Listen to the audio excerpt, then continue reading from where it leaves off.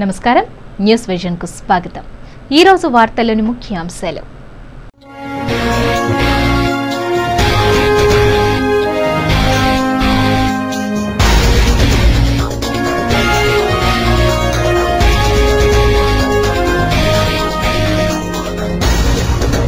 సంక్షేమ ఫలాలను ప్రజలకు చేరువ చేసేందుకు ప్రభుత్వం కృషి చేస్తోంది। భారత్ నిర్మాణ్ పౌర సమాచార ఉత్సవాల్లో మంత్రి గల్లా అరుణకుమారి।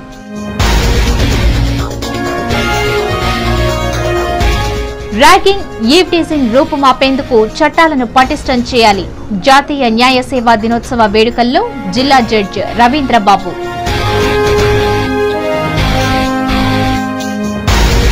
పుత్తూరు పట్టణంలో భారీ అగ్ని ప్రమాదం, 70,000 రూపాయల నగదు, 5 లక్షలు విలువ చేసే వస్తు సామగ్రి దగ్ధం।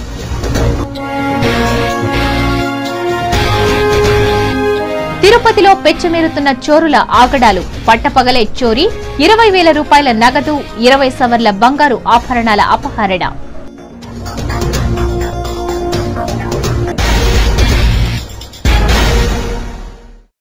వార్తల్లోని వివరాలు।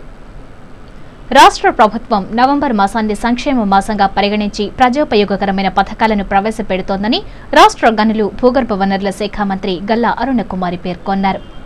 తిరుపతి రూరల్ మండల రచ్చబండ కార్యక్రమాన్ని తిరుచానూరు మార్గ మధ్యలోని శిల్పారామంలో బుధవారం నిర్వహించారు। ఈ కార్యక్రమానికి ముఖ్య అతిథిగా రాష్ట్ర గనులు భూగర్భ వనరుల శాఖ మంత్రి గల్లా అరుణకుమారి, చిత్తూరు పార్లమెంట్ సభ్యులు నారమల్లి శివప్రసాద్ హాజరై ప్రసంగించారు। ఈ సందర్భంగా మంత్రి అరుణకుమారి మాట్లాడుతూ నవంబర్ 2వ తేదీ ప్రారంభమైన రచ్చబండ కార్యక్రమం రాష్ట్రంలో ఓ పండుగలా జరుగుతోందని సంతోషం వ్యక్తం చేశారు। నిరుపేద ప్రజలకు సంక్షేమ ఫలాలను అందించాలనే సదుద్దేశంతో కిరణ్ కుమార్ రెడ్డి రచ్చబండ కార్యక్రమాన్ని ప్రతిష్టాత్మకంగా నిర్వహిస్తున్నారని తెలిపారు। రాష్ట్రంలో ప్రభుత్వ ఉద్యోగ జాతర జరగబోతోందని, నిరుద్యోగ యువతీ యువకులకు ఉపాధి కల్పించడానికి రాజీవ్ యువకిరణాలు పథకం ద్వారా 3 ఏళ్లలో 15 లక్షల ఉద్యోగాలను కల్పించనున్నట్లు పేర్కొన్నారు। గ్రామీణ ప్రాంతాల్లో శ్రీశక్తి భవనాలు, మహిళల కోసం శ్రీనిధి, ప్రజల కోసం మీ సేవ, 1 రూపాయికే కిలో బియ్యం వంటి అనేక పథకాలను అమలు చేయడం జరిగిందన్నారు। మలివిడత రచ్చబండ కార్యక్రమంలో చంద్రగిరి నియోజకవర్గంలో 1085 మందికి పింఛన్లు, 3,329 మందికి రేషన్ కార్డులు, 2,105 మందికి ఇందిరమ్మ గృహాలను అందించారు। అనంతరం ప్రజల నుండి వినతి పత్రాలను మంత్రి అందుకున్నారు। ఈ కార్యక్రమంలో MEPMA PD Lakshmi, MPDO Rajasekhar Reddy, rural తహసీల్దార్ కనక నర్సారెడ్డి, ఉన్నతాధికారులు, కాంగ్రెస్ నాయకులు, ప్రజలు పాల్గొన్నారు।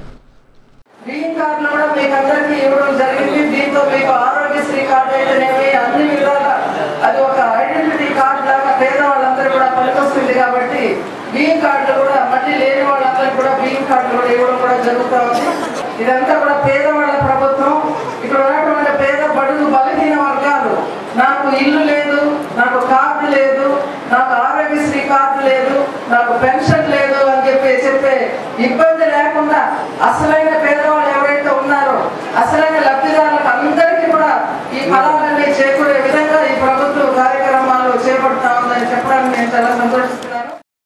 ప్రభుత్వ పథకాలపై ప్రజలకు అవగాహన కల్పించడమే ధ్యేయంగా కేంద్ర, రాష్ట్ర ప్రభుత్వాలు అనేక కార్యక్రమాలు చేపడుతున్నాయని రాష్ట్ర మంత్రి గల్లా అరుణకుమారి పేర్కొన్నారు।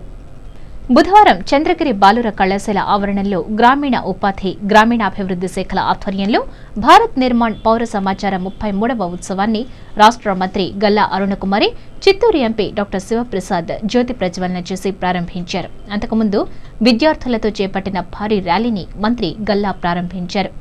బాలికల కళాశాల నుండి తిరుపతి రోడ్ టవర్ క్లాక్ మీదుగా బాలుర కళాశాల వరకు ర్యాలీ సాగింది।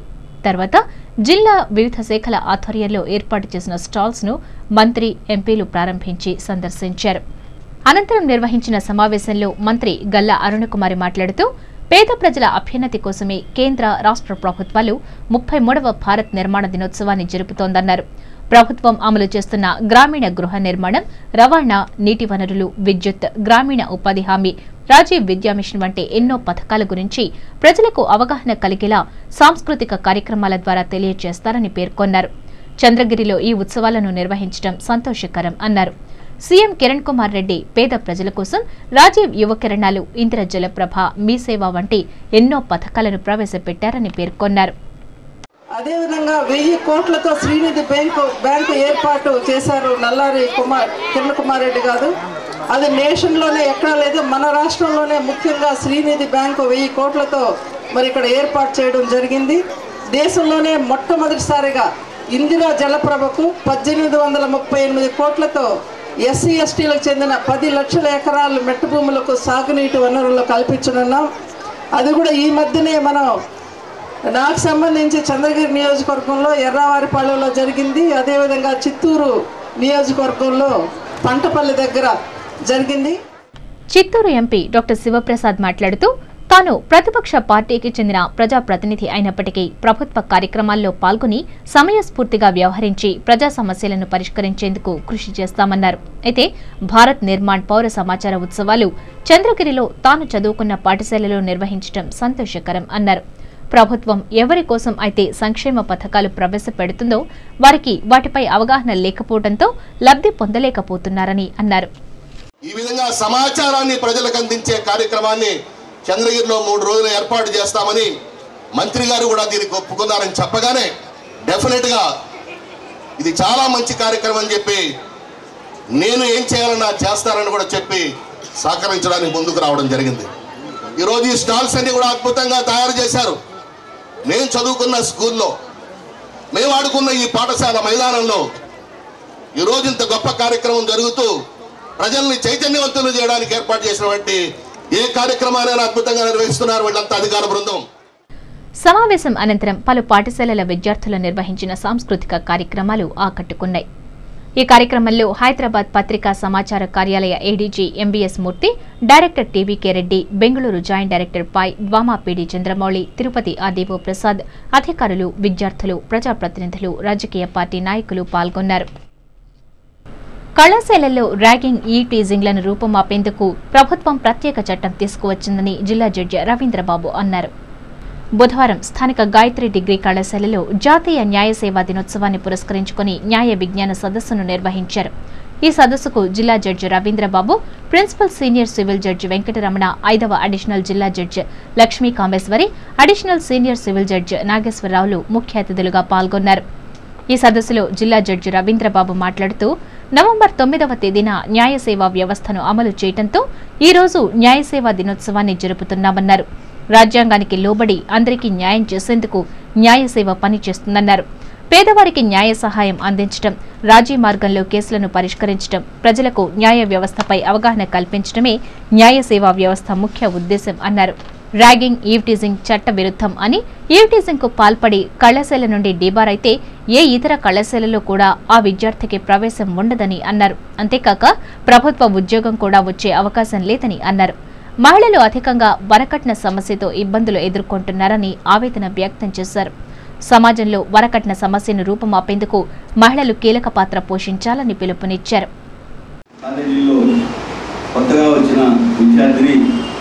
సీనియర్ విద్యార్థి కొంతమేర అల్లరి పెట్టించడం అనేది జరుగుతూ ఉంటుంది. దాన్ని ఈవ్టీజింగ్ అంటారు. ఆ విధంగా చేయటం కొన్ని కాలేజీల్లో చాలా ఎక్కువగా ఉంటుంది. ఆ విధంగా చేయడం అనేది నేరంగా పరిగణించబడింది. దాని గురించి ఒక ప్రత్యేక చట్టం కూడా రూపొందించబడింది. ఆ చట్టం కింద కొన్ని రూల్స్ కూడా ఏర్పాటు చేయడం జరిగింది. కాలేజీలో ఈవ్టీజింగ్ జరిగినట్టయితే కాలేజీ మేనేజ్మెంట్ కూడా దానికి బాధ్యత ఉంటుంది. అదేవిధంగా ఎవరైనా సరే ఈవ్టీజింగ్కి పాల్పడినట్టయితే వారికి జైలు శిక్ష కూడా పడే అవకాశం ఉంది. అంతేకాకుండా వాళ్ళని కాలేజీ నుంచి డిబార్ చేసే అవకాశం ఉంది.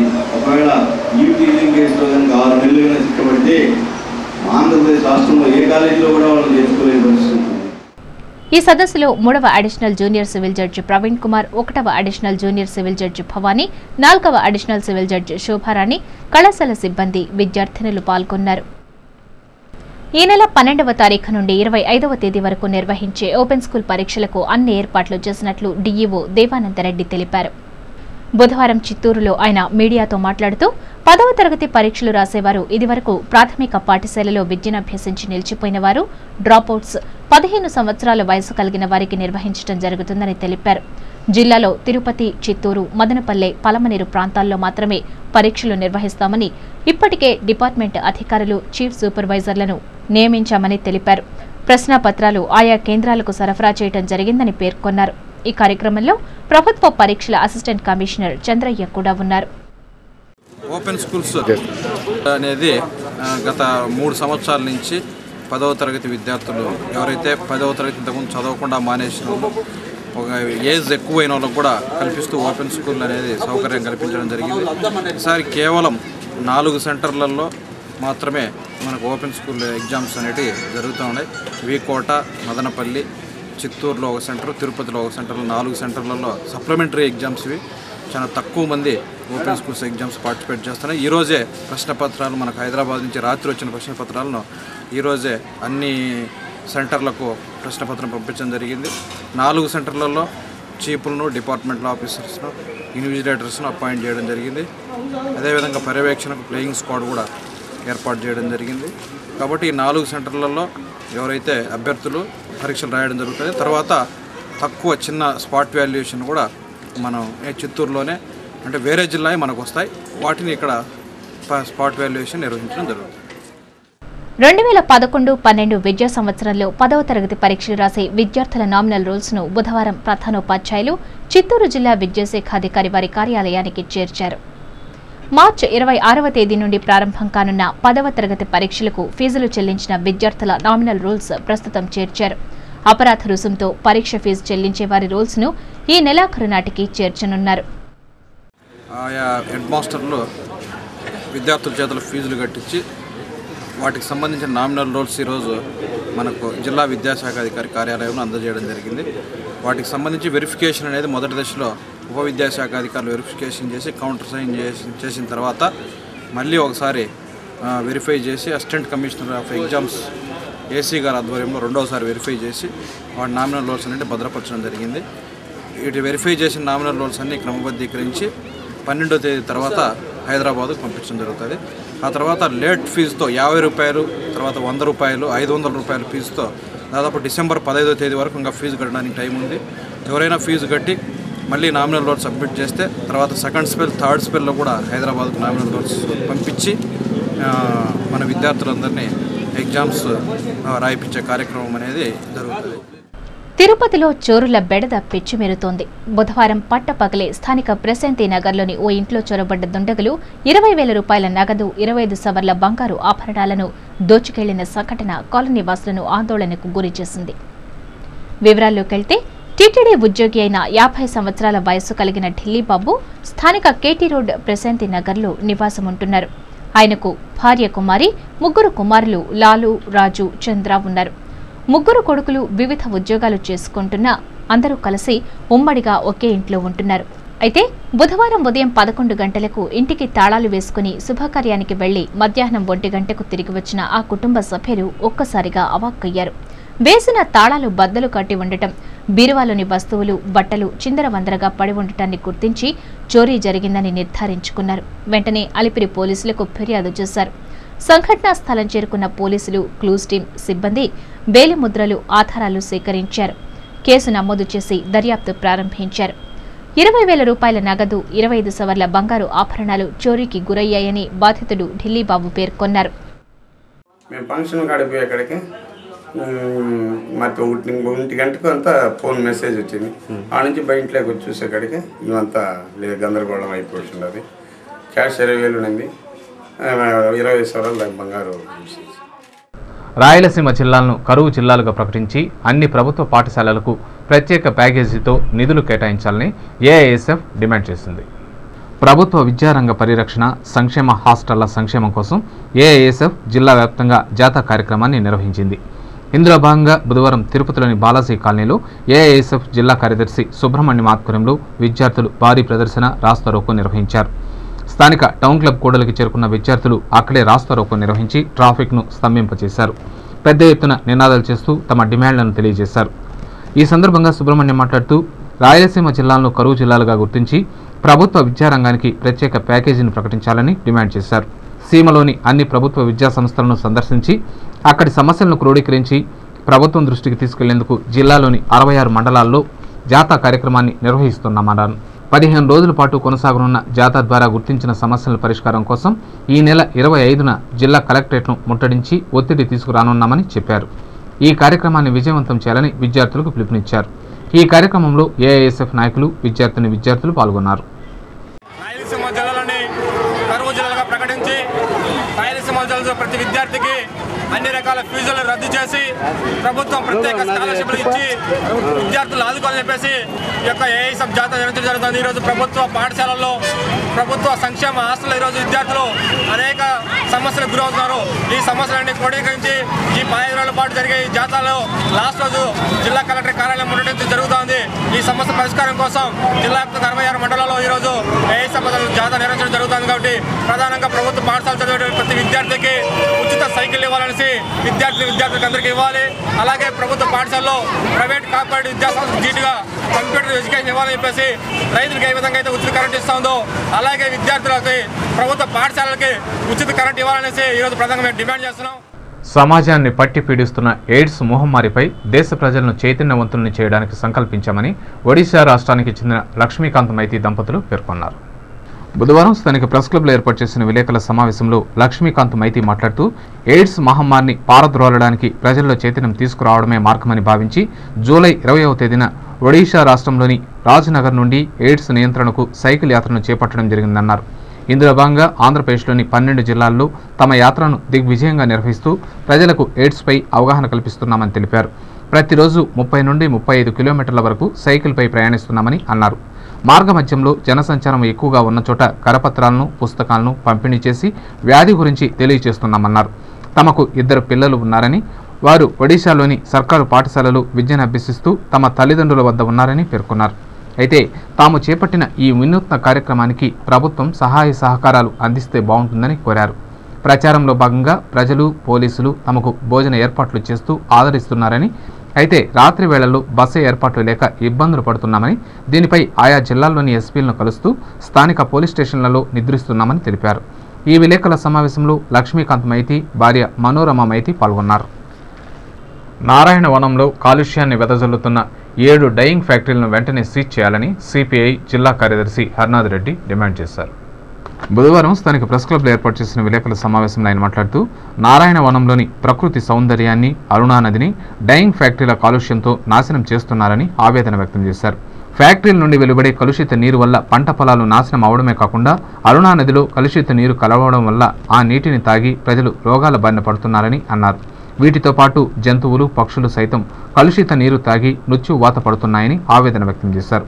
డయింగ్ ఫ్యాక్టరీ యాజమాన్యాలతో పొల్యూషన్ కంట్రోల్ బోర్డు అధికారులు చేతులు కలిపి ప్రకృతి సౌందర్యాన్ని నాశనం చేస్తున్నారని ఆరోపించారు. ఉన్నతాధికారులు వెంటనే స్పందించి డయింగ్ ఫ్యాక్టరీలను సీజ్ చేయాలని, లేని పక్షంలో పొల్యూషన్ కంట్రోల్ బోర్డు కార్యాలయాన్ని ముట్టడిస్తామని ఆయన హెచ్చరించారు. ఈ విలేకరుల సమావేశంలో ఆ పార్టీ నాయకులు, నారాయణవనం గ్రామస్తులు పాల్గొన్నారు. 7 డయింగ్ యూనిట్స్, అదేవిధంగా 2 జ్యూస్ ఫ్యాక్టరీలు వదిలేటటువంటి కాలుష్యం వల్ల ఆ కాలుష్యం నీరు అరుణా నదిలో కలిసేదాని వల్ల ఆ చుట్టుపక్కల ఉన్నటువంటి మొత్తం బావుల్లో, బోర్లలో నీరు కలుషితమైంది. కలుషితాన్ని నివారణ చేయాలని చెప్పేసి కమ్యూనిస్ట్ పార్టీగా అధికారులకు విజ్ఞప్తి చేసాం. అంతేగాని సార్ వాళ్ళు దాన్ని పెడచెవిన పెట్టిన కారణంగా ఆగస్టు నెలలో నిరవధిక నిరాహార దీక్షకు పూనుకోవడం జరిగింది. మా మండల పార్టీ సెక్రటరీ శ్రీనివాసులు గారి నిరవధిక నిరాహార దీక్షకు పూనుకున్నారు. దాని ఫలితంగా అధికారులు దిగు వచ్చి ఆ యూనిట్ని అయితే ఒకదాన్ని సీజ్ చేశారు. కానీ డయింగ్ యూనిట్స్ మాత్రం యథేచ్ఛగా ఈరోజు కలుషిత నీరును వదులుతూ ఉన్నాయి. దానిపైన శాంపుల్స్ కూడా సేకరించి అందులో కాలుష్యం ఉందని నిర్ధారణ చేశారు. పెద్ద ఎత్తున అవినీతికి పాల్పడి దాంట్లో ఏమాత్రం మార్పులు చేయకనే ఇందులో మార్పు వచ్చింది, కాలుష్యం తగ్గిందని చెప్పడం చూస్తే ప్రజల ప్రాణాలతో, పశువుల, మూగజీవుల ప్రాణాలతో ఈ పొల్యూషన్ కంట్రోల్ బోర్డు అధికారులు చెలగాటమాడుతున్నారు. వెంటనే దీనిపైన చర్య తీసుకోకపోతే పొల్యూషన్ కంట్రోల్ బోర్డు తిరుపతిలో ఉండే ఆఫీసును ప్రజానీకాన్ని సమీకరించి దిగ్బంధనం చేయడం ద్వారా అయినా చేస్తాం. వెంటనే చర్య ఆ దిశకు పోనీయకుండా చూడాలని చెప్పి అభినయ ఆర్ట్స్ హనుమా అవార్డ్స్ 12వ జాతీయ స్థాయి పోటీలను తిరుపతిలో నిర్వహిస్తున్నట్లు నిర్వాహకులు బిఎన్ రెడ్డి పేర్కొన్నారు. బుధవారం స్థానిక ప్రెస్ క్లబ్లో ఏర్పాటు చేసిన విలేకరుల సమావేశంలో ఆయన మాట్లాడుతూ అభినయ ఆర్ట్స్ హనుమా అవార్డ్స్ 12వ జాతీయ స్థాయి పద్య నాటకాలు, సాంఘిక నాటికలు, శాస్త్రీయ జానపద నృత్య పోటీలను 2012 ఫిబ్రవరి 8వ తేదీ నుండి 12వ తేదీ వరకు 5 రోజుల పాటు తిరుపతిలోని మహతి కళాక్షేత్రంలో నిర్వహిస్తున్నట్లు తెలిపారు. ఈ పోటీలకు 42 పద్య నాటకాలు, 59 సాంఘిక నాటికలు, 120 శాస్త్రీయ జానపద నృత్య ప్రదర్శనలకు దరఖాస్తులు వచ్చాయని అన్నారు. ఈ నెల 27వ తేదీన జాతీయ స్థాయి ప్రాథమిక పరిశీలన చేసి 6 పద్య నాటకాలు, 10 సాంఘిక నాటికలను ఎంపిక చేసి ఒక్కో పద్య నాటకానికి 20,000, సాంఘిక నాటికకు 10,000 నగదును బహుకరించనున్నామని అన్నారు. అలాగే ఉత్తమ పద్య నాటకానికి 15,000, సాంఘిక నాటకానికి 10,000 అందించి జ్ఞాపికలను బహూకరిస్తామని పేర్కొన్నారు. ఈ విలేకరుల సమావేశంలో నిర్వాహకులు మబ్బు సూర్యనారాయణ రెడ్డి, భాస్కర్ రెడ్డి, శాంతవాణి, కృష్ణమూర్తి రెడ్డి పాల్గొన్నారు.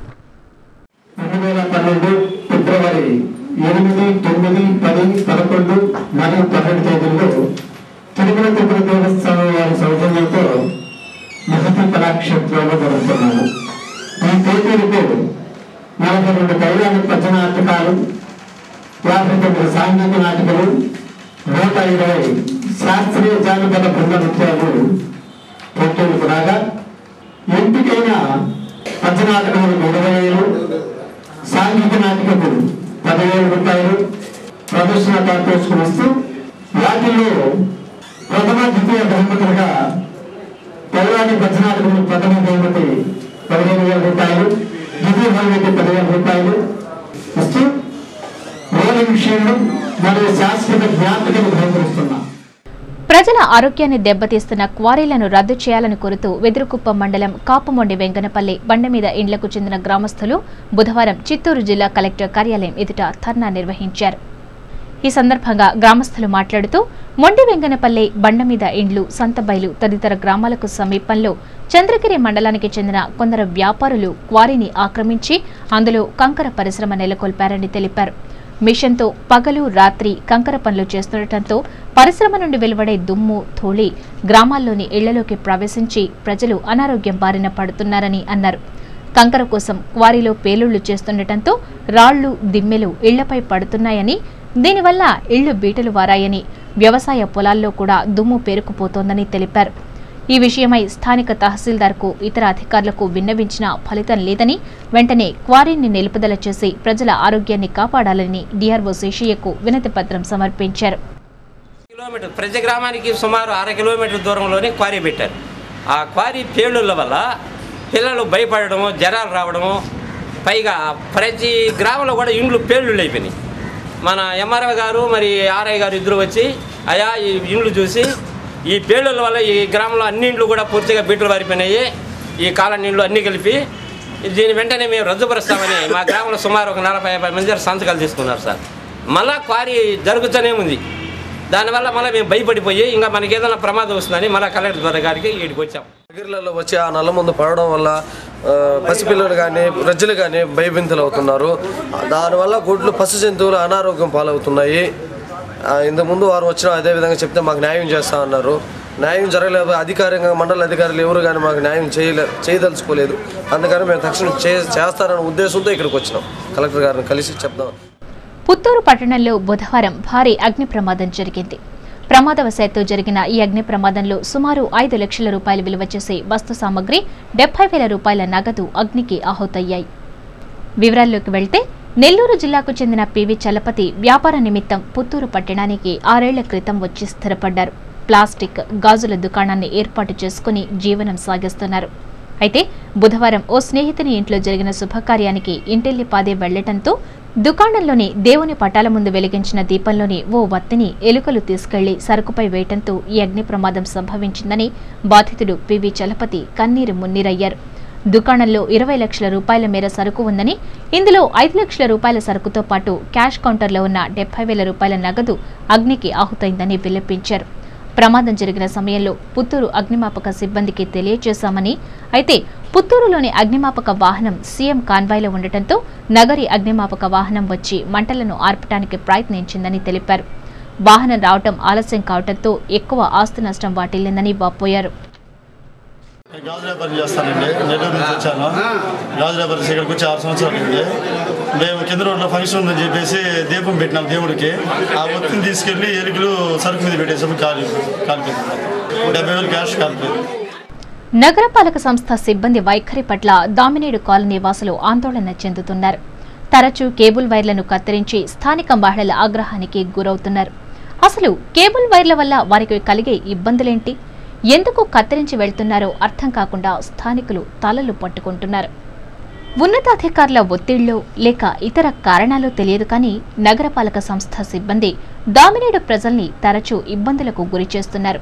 ఎప్పుడు పడితే అప్పుడు నిర్దాక్షణ్యంగా టెలివిజన్ కేబుల్ వైర్లను కత్తిరించి వారి వినోదానికి భంగం కలిగిస్తున్నారు. దీంతో ఆగ్రహించిన స్థానిక మహిళలు వారి వైఖరి పట్ల ఆందోళన చెందుతున్నారు. స్థానిక సమస్యలు పరిష్కరించడం చేతకాని నగరపాలక సంస్థ అధికారులు ఉన్న సౌకర్యాలను కూడా కట్టడి చేసి కాలనీ వాసులను ఇబ్బందులకు గురిచేయటం సరైంది కాదని హెచ్చరిస్తున్నారు. కత్తిరించిన కేబుల్ వైర్లను వెంటనే సరిచేసి కేబుల్ ప్రసారాలు యథావిధిగా కొనసాగేలా చర్యలు చేపట్టాలని, లేని పక్షంలో చిన్న పెద్ద ఆడ మగ అన్న తేడా లేకుండా ఇంటిల్లిపాది నగరపాలక సంస్థ కార్యాలయం ఎదుట ఆందోళనకు దిగుతామని హెచ్చరించారు. కాలనీలో ఉన్నటువంటి వాళ్ళు కాదు, ఎక్కడైనా సరే 199 ఇళ్లలో టీవీలు ఉన్నాయి. ఆ టీవీని చూస్తున్నారు. రెండోది మా ఈ కేబుల్ వాళ్ళ వల్ల మాకు ఎటువంటి ప్రాబ్లం లేదు. ఒకవేళ కేబుల్ ఎక్కడైనా ఆగిపోయిందంటే ఫోన్ చేసి 5 నిమిషాల్లో వాళ్ళు వచ్చేసి దాన్ని ఏదో సెర్చ్ చేసేస్తున్నారు. ఈ విషయంలో కనుక మీరు ఇవాళ కనెక్షన్ ఇచ్చి అసలు ఏదైనా జరిగితే మీరు మాకు ముందు ఇన్ఫర్మేషన్ ఇచ్చి ఇదిగో మేము కట్ చేసుకుంటే దాని గురించి ఎవరైనా మాట్లాడటానికైనా వీలుంటుంది. అలా కనుక లేని పరిస్థితుల్లో అయితే మేము అందరం వచ్చి దామినేడు కాలనీ కానీ ఈ కేబుల్ వల్ల ఎవరైతే ఇబ్బంది పడుతున్నారో వాళ్ళంతా వచ్చి మున్సిపల్ ఆఫీస్ మీద ధర్నా చేయడానికి కూడా మొన్న కూడా అనుకున్నామండి. ఏదో భక్తి ఛానల్ వస్తుంది, పెద్దోళ్ళు ఉంటారు, అది చూడాలని ఎవరికైనా ఈ విధంగా చేస్తే ఇప్పుడు మధ్యాహ్నం పోయింది, బాధ అయిపోయింది మధ్యాహ్నం నుంచి. ఎస్వీబీ ఛానల్ పెట్టుకుంటున్నాం. మా కార్తీక్ మాసం గురించి అన్నీ చెప్తా ఉన్నారు ఎస్వీబీ ఛానళ్ళలో. సిటీ కేబుల్ కావాలని అందరూ అడుగుతూ ఉన్నారు. మాకు సిటీ కేబుల్ కావాలా, డిష్ కంటిన్యూగా కావాల్సిందే. క్యాసెట్లన్నీ తెచ్చుకొని వేసుకోలేము. అందరూ తెచ్చేసుకున్నారు కదా క్యాసెట్లో, ఎవరో ఒకరు కదా తెచ్చేసుకోగలుగుతారు. దానికి DVD ప్లేయర్ ఉండదు కదా, అందరికీ ఉండదు కదా DVD ప్లేయర్. కాబట్టి మాకు సిటీ కేబుల్ కావాలి. మీరు ఎందుకు కట్ చేస్తారో మాకు తెలియాలి. మరోవైపు కేబుల్ ఆపరేటర్లు సైతం నష్టపోతున్నారు. కత్తిరించిన కేబుల్ వైర్లను తరచూ మార్చుకుంటూ నష్టపోతున్నామని ఆపరేటర్లు వాపోతున్నారు. గత 12 ఏళ్లుగా కేబుల్ వ్యాపారాన్ని నమ్ముకుంటూ బ్రతుకుతున్నామని, అయితే నగరపాలక సంస్థ అధికారులు సిబ్బంది ఒత్తిళ్లకు తలొక్కి తమ కడుపులు కొట్టడం భావ్యం కాదని వాపోతున్నారు. చిత్తశుద్ధితో వ్యవహరించి తమకు న్యాయం చేయాలని కోరారు.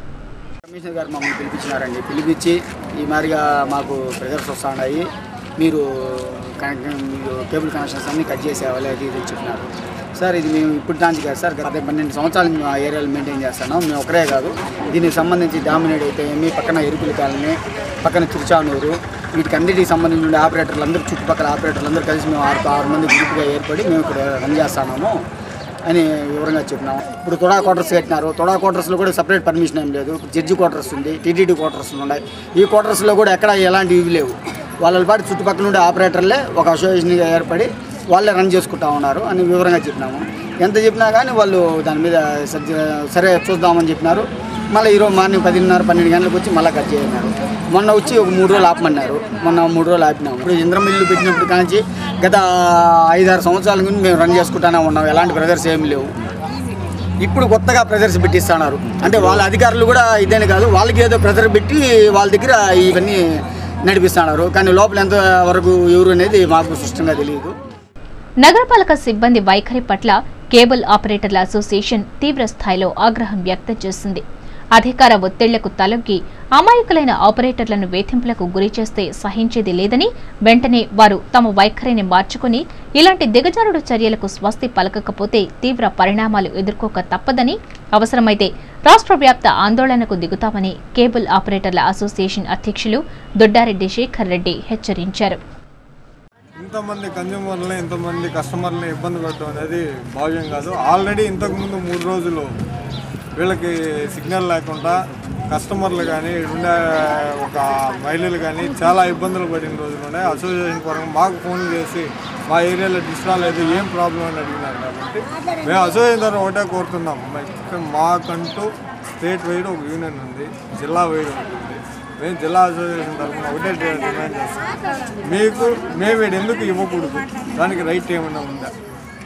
మాకుండే సిస్టమ్ ప్రకారం ఏంటంటే ఏ ఆపరేటర్ నియర్లీ పక్కన డెవలప్మెంట్ ఉన్నా, పక్కన ఆపరేటర్లు ఉన్నా, గవర్నమెంట్ ప్రాపర్టీ కావచ్చు ఏదైనా వాడుండే నియర్లీ ఉండే ఆపరేటర్ అక్కడ సర్వీస్ చేయాలనేది ఒక నిబంధన మాకుంది. కాబట్టి మేము ఆ నిబంధనకు లోబడి ఆడుండే ఆపరేటర్లు మేము వ్యాపారం చేస్తాం.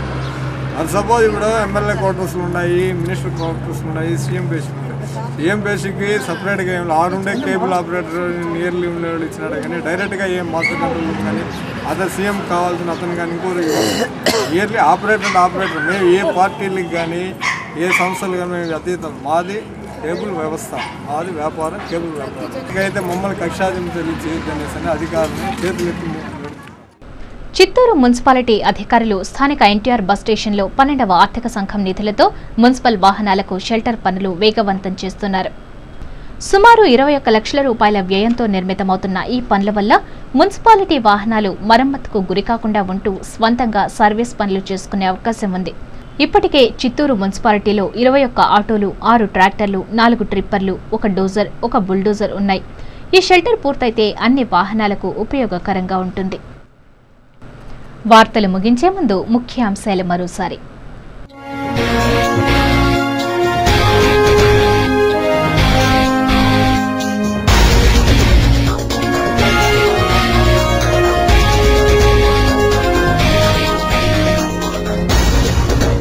సంక్షేమ ఫలాలను ప్రజలకు చేరువ చేసేందుకు ప్రభుత్వం కృషి చేస్తోంది. భారత్ నిర్మాణ్ పౌర సమాచార ఉత్సవాల్లో మంత్రి గల్లా అరుణకుమారి.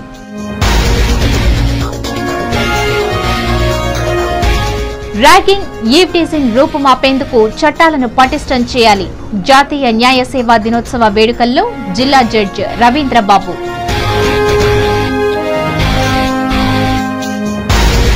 పుత్తూరు పట్టణంలో భారీ అగ్ని ప్రమాదం. 70,000 రూపాయల నగదు, 5 లక్షలు విలువ చేసే వస్తు సామగ్రి దగ్ధం.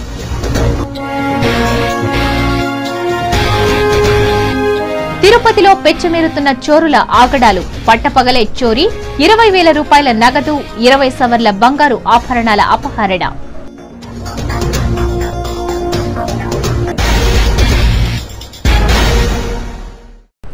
ఈ వార్తలు ఇంతటితో సమాప్తం. సమగ్ర సమాచారంతో న్యూస్ విజన్లో మళ్లీ కలుసుకుందాం. అంతవరకు సెలవు. నమస్కారం.